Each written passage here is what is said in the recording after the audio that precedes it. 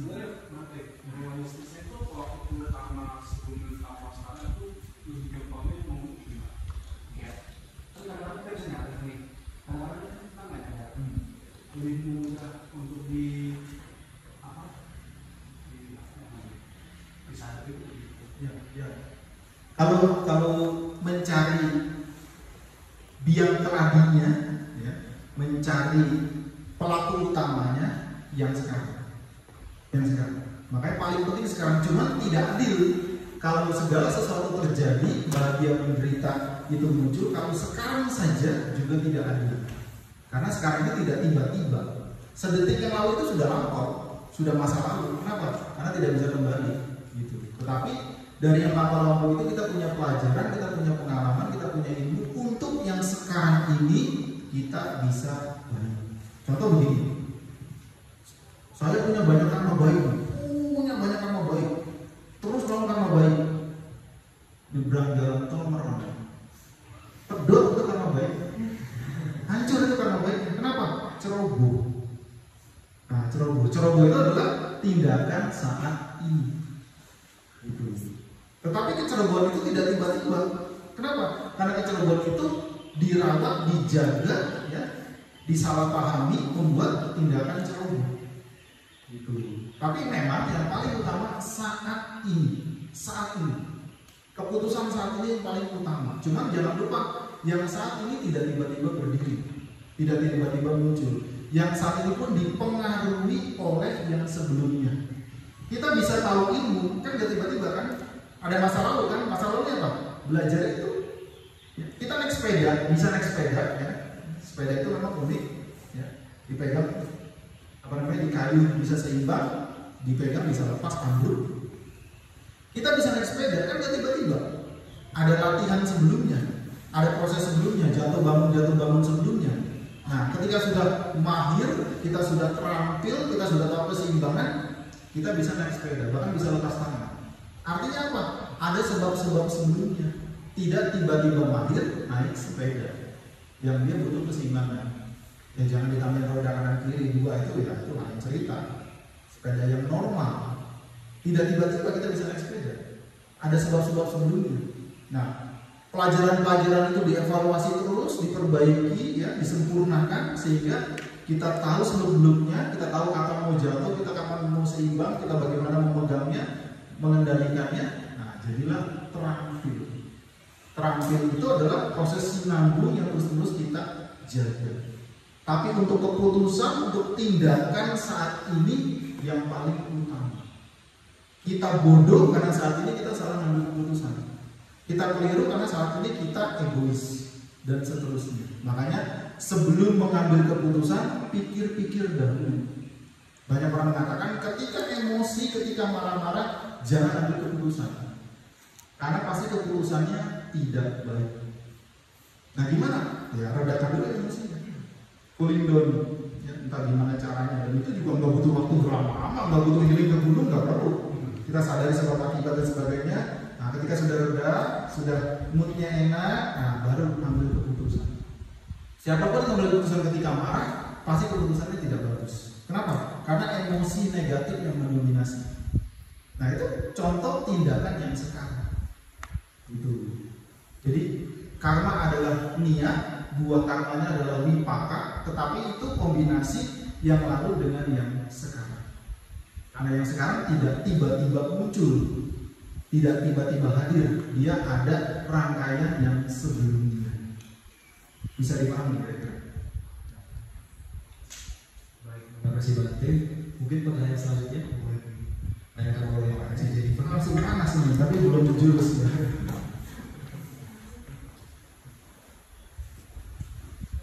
Saya izin tanya, bukannya setelah kita meninggal itu kita juga harus, sebelum reinkarnasi itu kita bayar dulu apa buruk kita ya?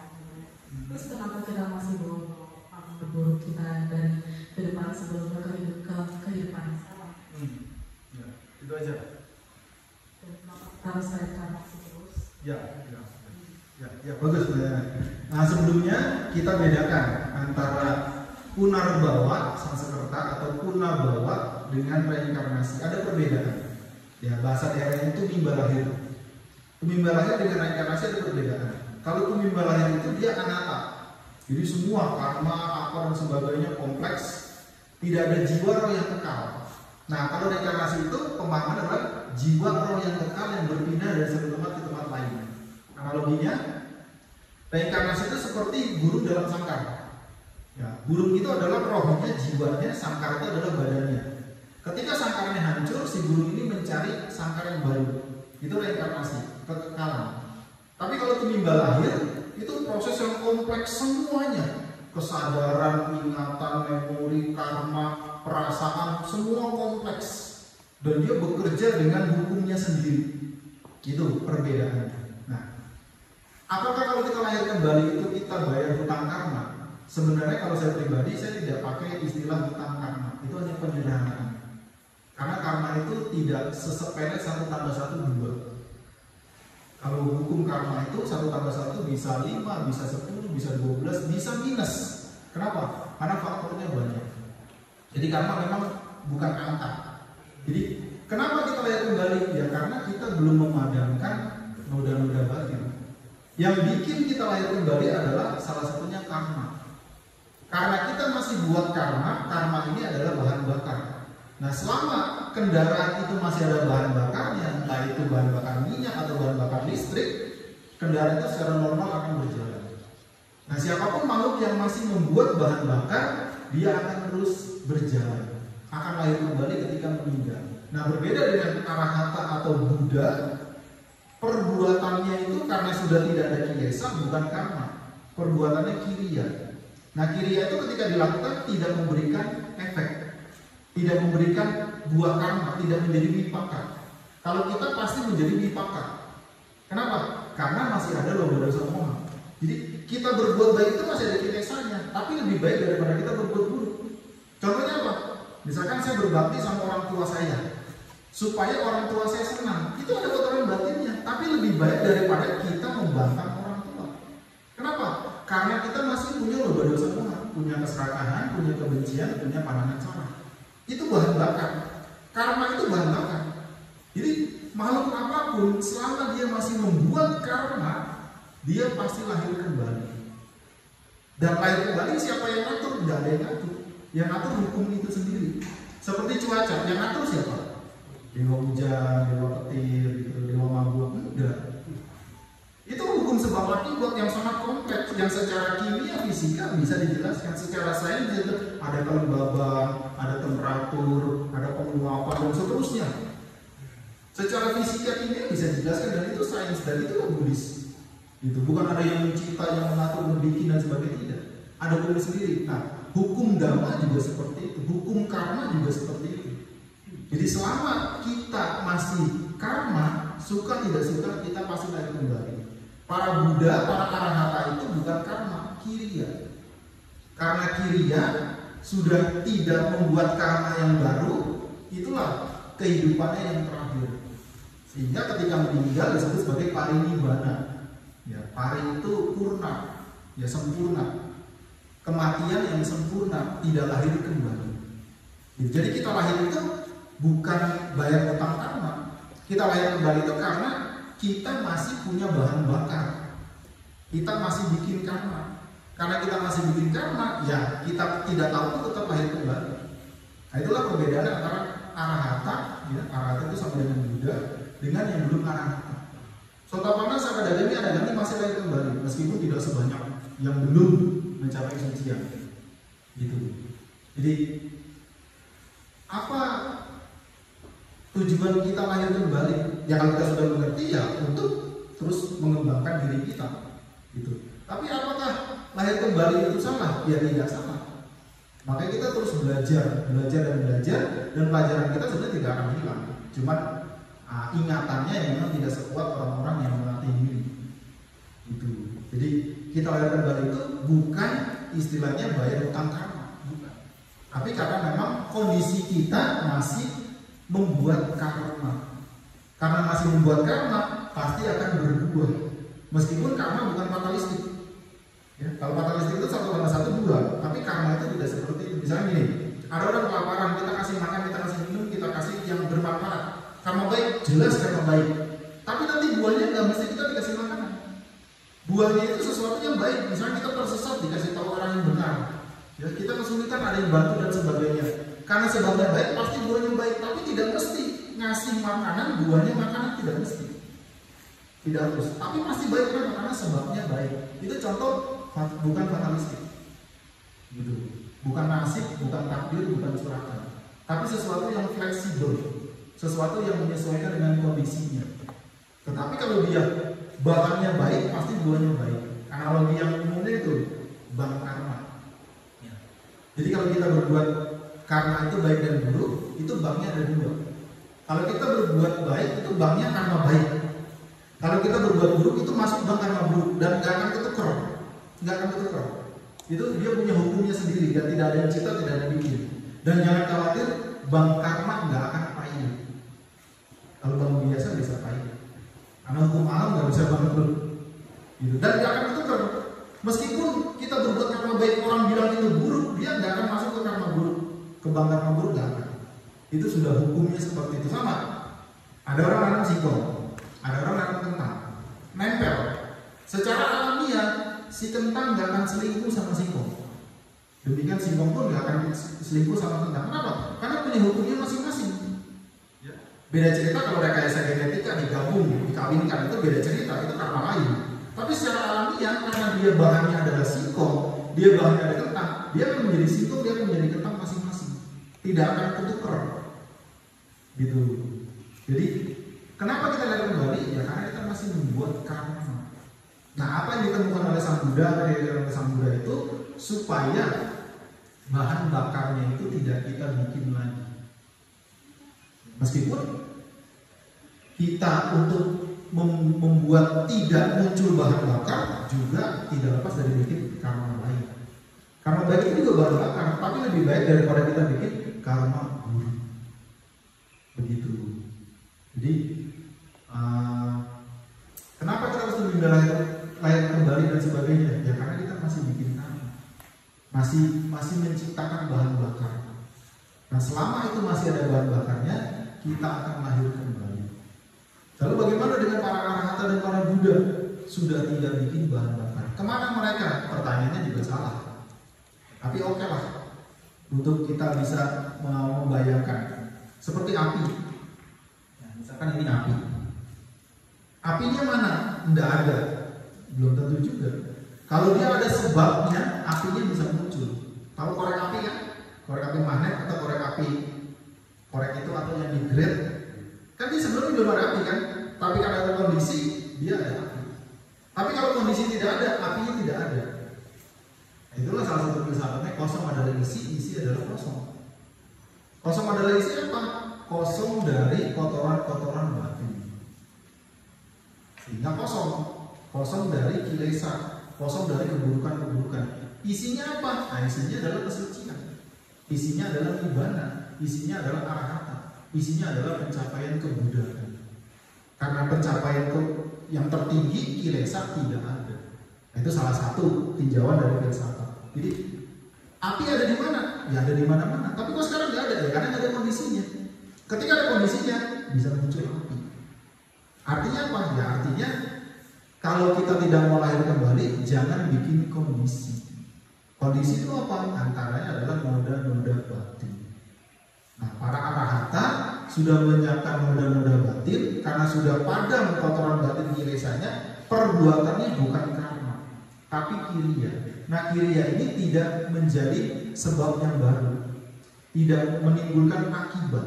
Kalau kita masih menimbulkan akibat. Tapi para arahata, para Buddha itu masih memetik karma. Kenapa? Karena yang lampau. Tapi yang baru ini, action yang baru ini tidak lagi menjadi karma. Karena tidak menjadi karma, maka tidak berbuah. Karena tidak berbuah, tidak lahir kembali.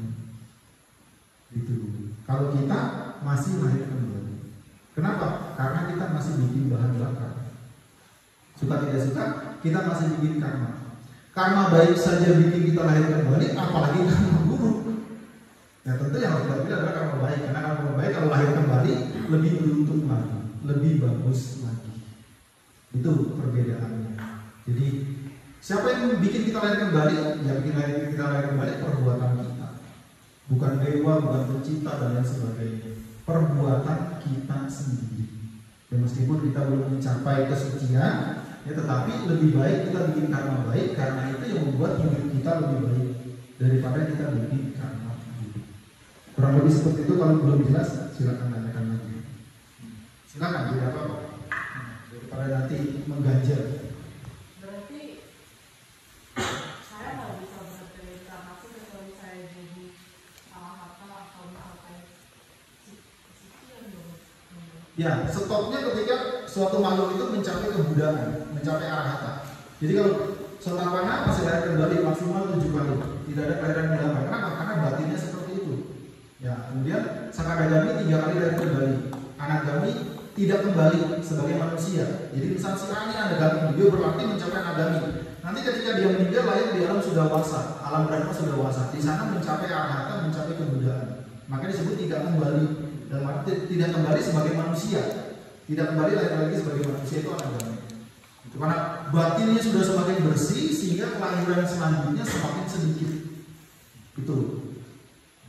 Nah, ya nggak apa-apa sih cerita arahata atau nibbana kebudayaan, nggak apa-apa sebagai pengetahuan. Tapi jangan khawatir, masih lama. Ya. Tapi seperti itu prosesnya. Gitu. Jadi kita tidak mau lahir kembali itu tetap lahir kembali. Kenapa? Karena karma itu tidak bisa direkayasa, tidak bisa dimanipulasi. Misalkan ini api, ini hukum alamnya api ya. Kemudian karena kita masih normal, kita belum canggih, tidak tahu pun ini dipegang rekan panas. Anak kecil pun yang belum berpengalaman dia akan terbakar. Nah itu api, itu hukum alam. Jadi kita punya kendang, punya niat, saya capek lahir kembali dulu, pergi ke sekolah, belajar, ujian, nanti kerja, nggak bisa, karena kita masih membuat karma, kita tetap akan lahir kembali. Gitu. Buktinya sekarang ini kita sudah lahir, dan ini bukan yang pertama dan bukan yang terakhir. Ini karena sebab-sebab yang lampau. Ya, cuma karena kita banyak karma baik sehingga lahir sebagai manusia. Coba dibandingkan dengan makhluk lain yang kelihatan, apalagi tidak kelihatan, manusia itu sudah bapaknya. Manusia kan mau 8 miliar ya, mau 8 miliar. Tapi dibandingkan dengan makhluk lain yang kelihatan, ya, bukan yang tidak kelihatan, itu nggak ada apa-apanya. Pernah renang semut, itu banyak kan? Spesiesnya banyak kan? Ada yang hitam, ada yang putih, ada yang merah dan sebagainya. Kalau ada orang yang bisa menghitung jumlah semut di bumi ini, manusia nggak ada apa-apanya. Nggak ada apa-apanya. Baru semut, belum yang di air tawar, air asin, belum yang di pohon air kebanyakan. Itu yang kelihatan, belum yang tidak kelihatan, makhluk halus, para dewa, asura, Brahma. Jadi lahir sebagai manusia itu bukan barang mudah, bukan kecelakaan juga. Tetapi karena kita punya kebajikan, kita punya hal-hal yang baik, hal-hal yang positif, ya, itulah kenapa kita bisa lahir sebagai manusia. Dan di sekitar kita banyak makhluk bukan manusia. Dan ada makhluk bukan manusia itu yang beruntung, yang pasti juga di rumah punya apa? Ikan, dugu, burung, kucing. Karena mereka beruntung, memungkinkan di kehidupan lampau itu mereka manusia. Manusia yang suka berbuat baik, tapi di sisi lain suka berbuat buruk. Nah karena keburukannya juga tidak kalah banyak, sehingga ketika lahir kembali itu menjadi binatang tapi hoki. Beda pada di sebelah kan? Ya kan? Itu sudah ditanyakan waktu zaman Sang Buddha. Ada seorang Brahmana penasaran, dua orang cerdas sekali. Di berbagai macam dialog, pertanyaan, si Brahmana tanya, Dante, kok ada ya binatang itu beruntung sekali? Jadi pemanjaan terhadap binatang itu bukan cuma zaman sekarang, sejak zaman Sang Buddha itu sudah dilakukan. Pertanyaannya, kok kenapa mereka bisa seberuntung itu? Karena si Brahmana itu tahu banyak manusia yang menderita. Sampai sekarang di India itu kastanya masih kuat, waduh, miris kita kalau di sana itu. Sangat-sangat sulit hidupnya, sangat-sangat menderita. Semiskin-miskinnya di Indonesia, di sana itu lebih parah karena ada kasta. Nah, ini kan manusia, kok kenapa menderita? Sedangkan kalau ada binatang yang beruntung, Binatang yang dilus-lus, tiap minggu ke salon, padahal majikannya sebulan sekali ke salon. Kenapa? Ya karena karma. Karena sebab akibat. Nah, Sang Buddha menjawab, dia itu dulu yang hoki, yang beruntung, waktu kelahiran sebelum sebagai manusia dia suka berbuat baik, membantu, menolong dan sebagainya. Tapi di sisi lain dia juga suka berbuat buruk. Sehingga ketika karmanya berdua, baik dan buruk itu, terjadilah kondisi yang unik. Kita ini kan ngomong baik kan? Baik kan? Baik kan? Tapi jawablah dengan jujur dalam diri masing-masing. Punya keburukan nggak? Jujur. Punya, tapi nggak usah dikasih tahu kan? Keburukan-keburukan itu yang membuat kita juga nanti mengalami ketidaknyamanan. Gitu. Di rumah punya peliharaan ya? Punya ya? Guguk, kucing. Itu beruntung sekali loh. Dikasih makan, ya ruangannya ber-AC, dia ke salon, dimanjakan, digendong-gendong dan sebagainya. Beruntung sekali loh. Tapi sebagai binatang. Sebaliknya, banyak manusia yang tidak seberuntung itu. Tapi dia sebagai manusia. Itulah uniknya karma. Nah, karena kita masih bikin karma terus, ya suka tidak suka, kita akan terus lahir kembali. Bagaimana caranya untuk supaya tidak lahir kembali? Para arhata, para Buddha itu tidak lagi membuat karma. Kenapa tidak membuat karma? Karena loba dosa mohanya, kotoran-kotoran batinnya, keburukan-keburukannya sudah padam, sudah lenyap. Makanya nibbana, nirwana, nip tanpa, ya. Tanpa kondisi, artinya tanpa kilesa, tanpa kotoran batin. Sehingga perbuatannya bukan karma atau karma, tapi kiriya, tidak lagi membuahkan hasil. Dibilang kebajikan juga bukan, apalagi keburukan. Kiriya itu dibilang kebajikan juga bukan, tetapi sesuatu yang bermanfaat. Karena kalau kebajikan masih karma, tapi sesuatu yang bermanfaat, sesuatu yang sangat memberikan suatu faedah, suatu kegunaan. Tapi bukan karma seperti kita yang masih ada cetana, masih ada kilesa. Itu. Jadi tidak usah disesali kelahiran ini, tapi disyukuri ya.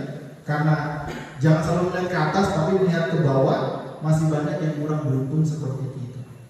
Seberuntung-beruntungnya, ya, seberuntung-beruntungnya binatang dimandiin, dikasih salon, dikasih makan dan sebagainya, ruangan ber-AC, dia nggak bisa ke Indomaret jajan sendirian. Kalau bisa dibegal. Artinya apa? Kita lebih beruntung, kita bisa berpikir, kita bisa belajar, kita bisa berjuang, kita bisa ngapain pun yang positif bermanfaat. Itulah kelebihannya manusia. Seberuntung-beruntungnya hewan, kan ada tuh tusuk jari setiap tahun atau setiap berapa tahun ada kasus unik. Ada hewan dapat warisan dari majikannya.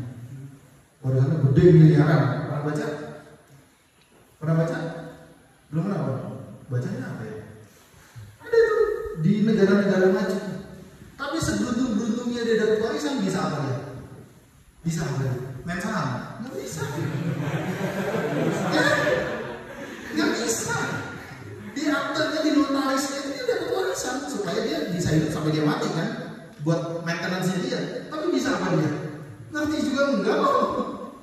Dia hanya butuh kasih sayang dari orang sekitarnya.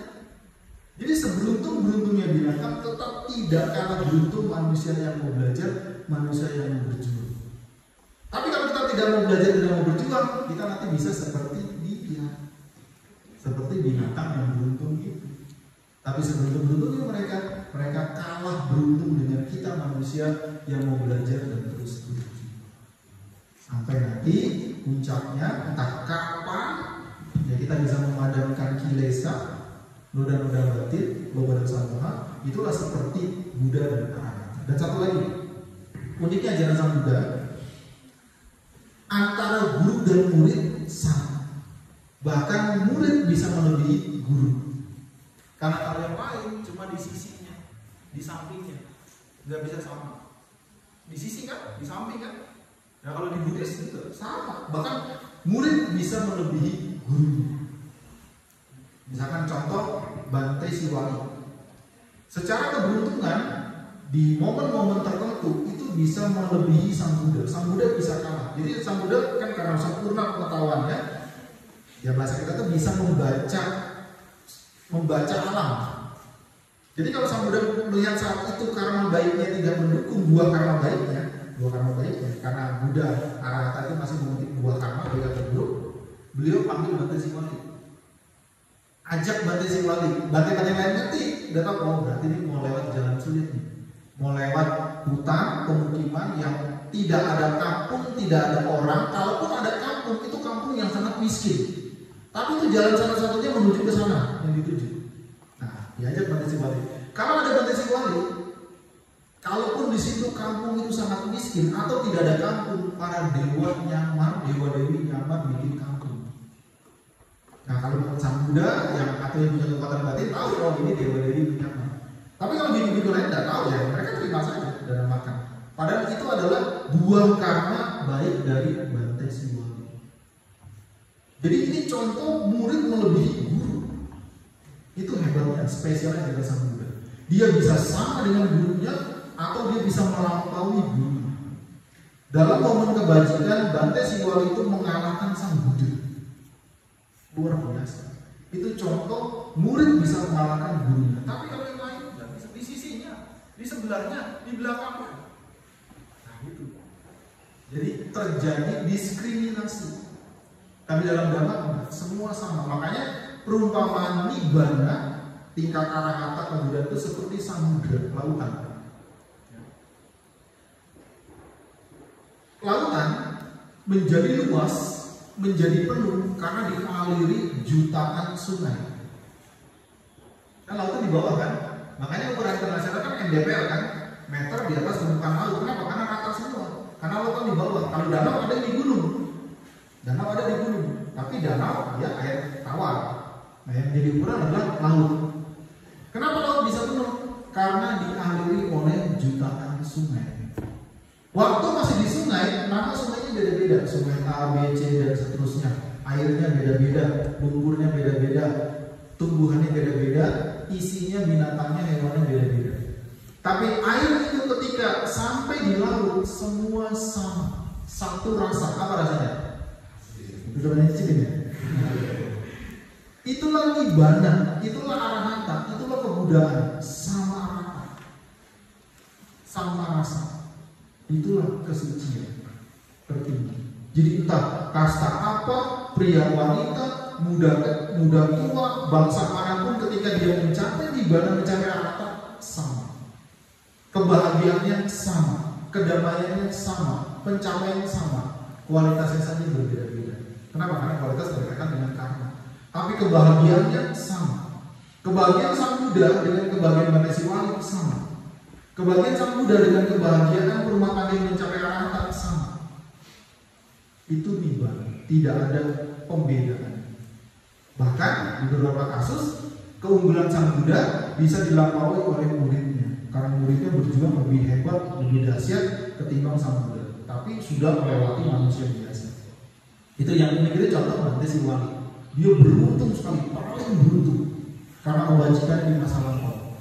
Makanya kalau sang Buddha lewat ke suatu daerah yang tidak ada penduduknya, atau penduduknya semuanya orang-orang yang tidak punya makanan, nah Bante Singwali diajar supaya apa? Supaya para dewa menjelma dirinya menjadi kampung, ya mereka kasih makanan. Tapi orang biasa tidak tahu, yang tahu hanya orang-orang tertentu saja. Kenapa? Karena tidak penting juga, yang penting ada makanan. Dari mana sebabnya nggak usah dipikirkan. Tapi itu buah karma baik yang mendukung, yang melindungi. Gitu. Jadi terus saja berjuang, terus saja berupaya, kembangkan diri, lakukan hal yang bermanfaat, tekun, rajin, telaten, semangat, bersabar, kembangkan diri terus, pasti punya cita-cita, punya impian dapat direalisasi. Yang tentu semuanya adalah proses. Ya, kalau mau cepet-cepet sampai orang ya bertahap.